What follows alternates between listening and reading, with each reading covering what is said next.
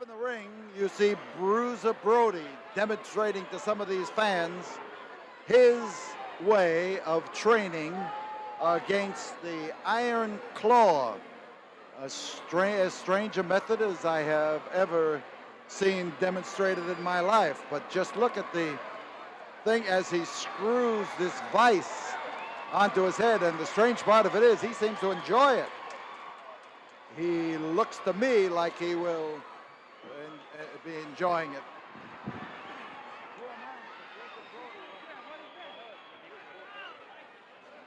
All right, up in the ring is Boyd Pierce. Let's pick him up. Semifinal, ladies and gentlemen, 2 out of 3 falls with a 45-minute time limit at 265 pounds from Austin, Texas, the American Dream, Dusty Rhodes. And his opponent with the vice in his hand, the American heavyweight champion, who will defend that belt next Friday night against the former champion and Iron Claw master Fitz von Erich at 325 pounds from New Mexico, Bruiser Brody. Your referee, Bronco Lubitsch. All right, you've got all the details. Dusty Rhodes, Big Dust from Texas. And he, of course, is the boy who will tell you that he pulled himself up by his bootstraps and that he has made himself what he is today through sheer hard work and determination not to be kept down. So it's Big Bruiser Brody, tough a customer as ever stepped into the ring, and a big, big man. So the match now, the first fall starting, and doing the crowding is Brody, who has showed a definite respect for the style of Dusty Rhodes, and Dusty makes the most of it. This crowd really gets with him. But come to think of it, I said this crowd. Reports from all over the nation indicate that Dusty Rhodes gets with it with fans everywhere he goes, and the style that he uses has really made him the darling of every group of wrestling fans, no matter who they were rooting for. So Brody, look at the solidness of this guy. His legs right down into those big boots of his. 325 pounds of toughness, and he lays it in there, and this is a non-title match. Bruiser Brody is the American heavyweight champion as this match takes place, but his title is not at stake, nor is his belt at stake. And the Dust, the Big Dust, as he moves around that ring, has a lot on his side, and that's counting each and every fan here in the Coliseum. And this is Bruiser Brody at his toughest. The way this man hauls up with those kicks, tremendous. And whoa! The wind-up and the pitch, and he exploded with that elbow against the head of Bruiser Brody. And if Brody's been squeezing that vice into his head, it sure didn't do any good to strengthen it for the kind of blow that he just took on top of the head.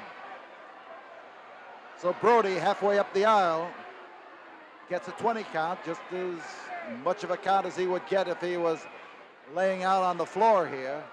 But it's just hard to say what the big fellow's thinking about. He caught a blistering right hand, right down on the right elbow, rather, right on the top of the head. His second has been shouting the count to him. Now he's listening to Bronco Lubitsch as he tolls the fateful 20. Bruiser Brody.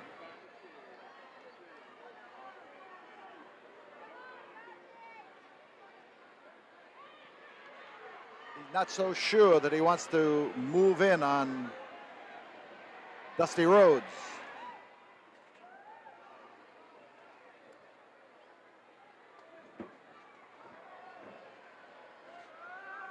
twist is on the arm.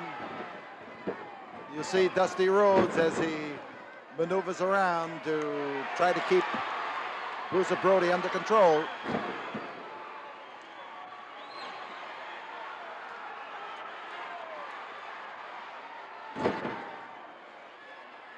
He sharpens that elbow and he lets it fly, and we've got trouble for Bruiser Brody now as the twisting arm lock is put on, and Dusty looks for an opportunity to make it stick.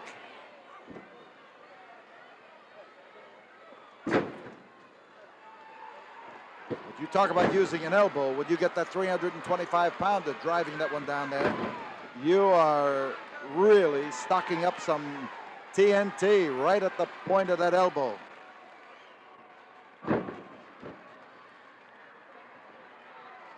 Bruiser Brody looking to plaster Dusty Rhodes down into the canvas.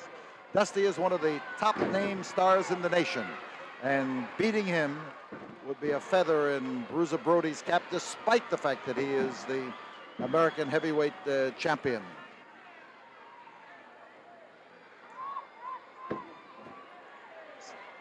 So the Bruiser lashes out with that right of his, and Dusty was on the receiving end.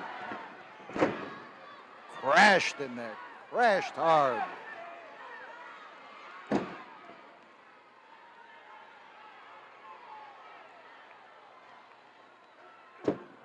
He's finding it.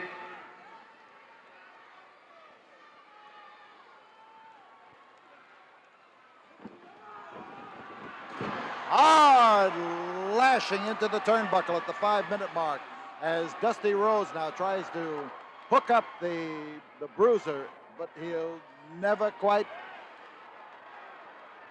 hook up 300 pounds. I want to tell you, as he draws that leg back, these fans give a sadistic roar of approval, but Dusty hesitated, as well he might, before delivering the blow, and that much of a weight handed Bruiser Brody the opportunity to get out of it.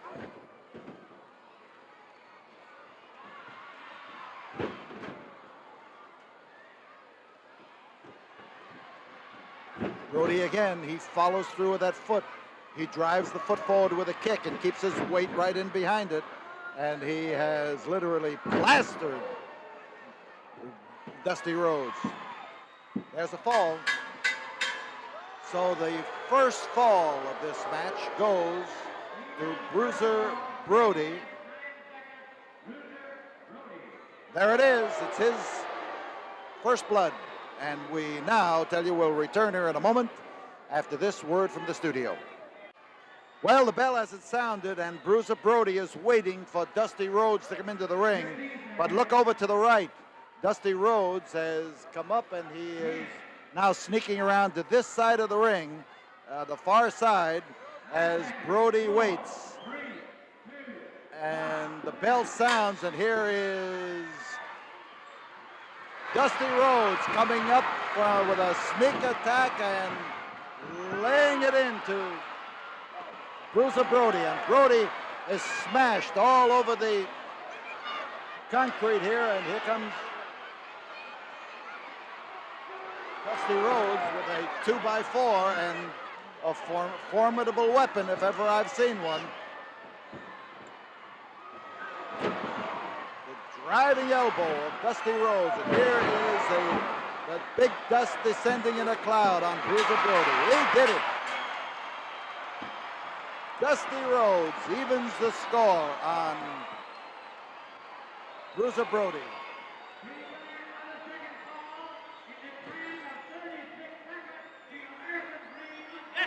This is one time that the American Dream was full of unparalleled success. We're going to stay right here and watch during this brief intermission period as Dusty Rhodes makes sure that when Bruiser Brody rises up there again, he is going to let him have it. And some of the fans are hollering for Bruiser Brody to be body slammed by Dusty Rhodes.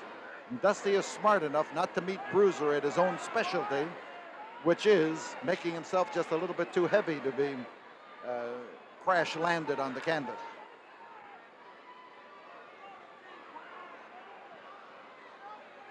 So the Bruiser, with 1 minute to go in this rest period, sits over there wondering what happened and what hit him, and not finding the answer to either one.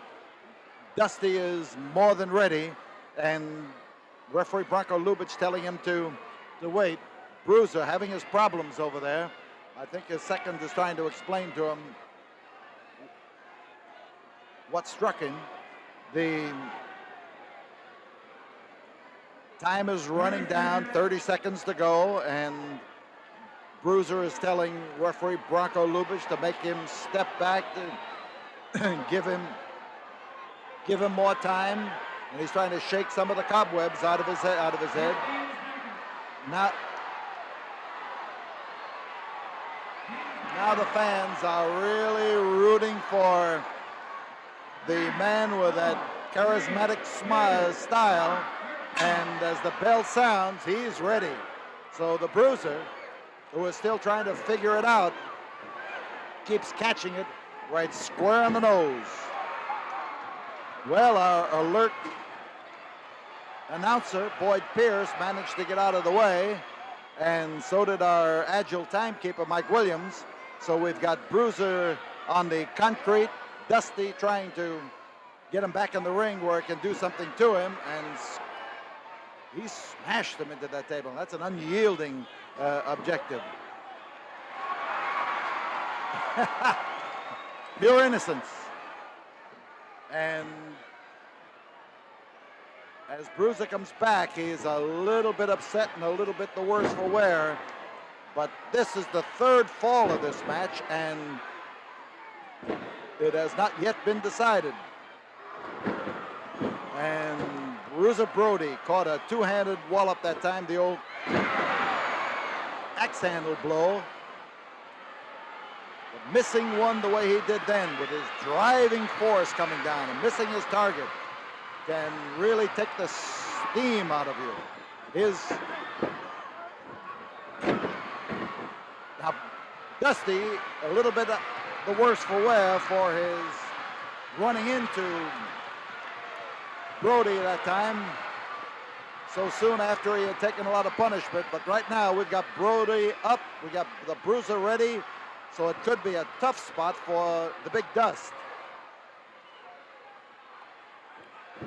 There comes that driving foot of Brody again, and Brody, I can see the look on his face, is a little bit the worse for wear here, as he has not yet risen from his knees, but he knows a dangerous moment when he sees one, and this driving wallop into the head of Dusty Rhodes is all pure gain as far as the Bruiser is concerned.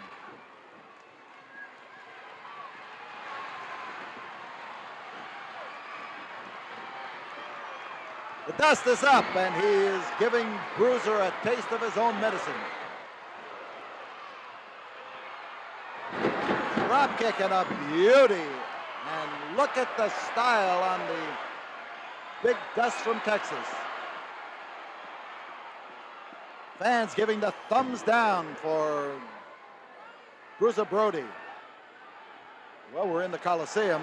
They're acting like Romans, and they are giving Dusty the okay to do anything he wants if he can.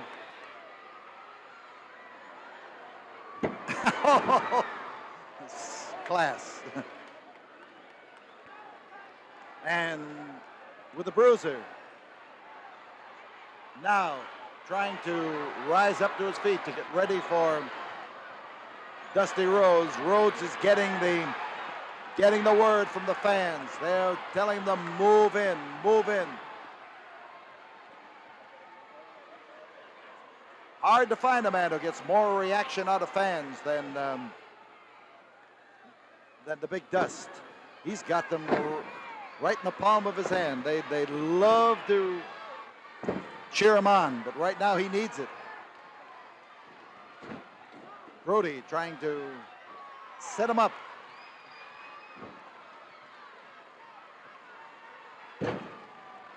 tell you, with the weight that this man has and the power that he has, when he swings that arm of his, he swings it hard. Caught him with a driving foot of his. Hard, solid wallop.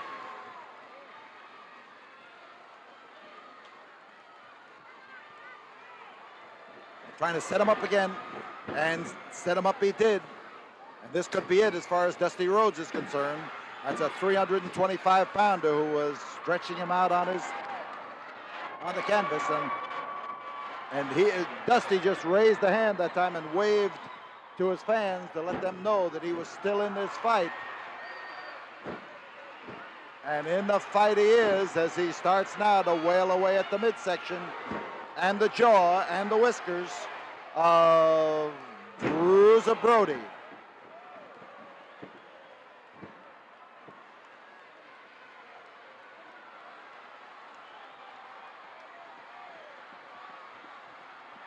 Notice that hand of Dusty Rhodes.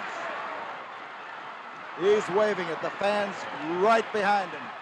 And now that Dust's getting his dander up. The 5-minute mark is reached in this third and deciding fall, and Bruiser Brody threw him over the top rope, and we're going to have a fall called against the American champion. He has been disqualified in this battle here, and the fall is going to go to Dusty Rhodes. You see Brody hanging him up in the ropes. Rhodes has, Rhodes is cementing his disqualification. I guess he figures he can only lose once, but he has lost this verdict for throwing Dusty Rhodes over the top rope.